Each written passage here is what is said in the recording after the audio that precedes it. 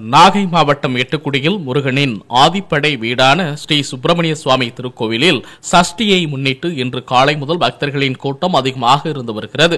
குறிப்பாக மாவட்டத்தில் பல்வேறு பகுதிகளில் இருந்து ஏராளமான பக்தர்கள் காவடி எடுத்து வந்து முருகனுக்கு நேர்த்திக்கடன் நிறைவேற்றி வருகின்றனர். கந்தனுக்கு அரோகரா, முருகனுக்கு அரோகரா என பக்தி பரவசத்தோடு கோவில் உள்பிரகாரம் மற்றும் வெளிப்பிரகாரம் உள்ளிட்ட இடங்களில் பால் காவடி, பன்னீர் காவடி, புஷ்ப காவடி உள்ளிட்டவற்றை பக்தர்கள் சுமந்து வந்து முருகபெருமானை தரிசனம் செய்து செல்கின்றனர்.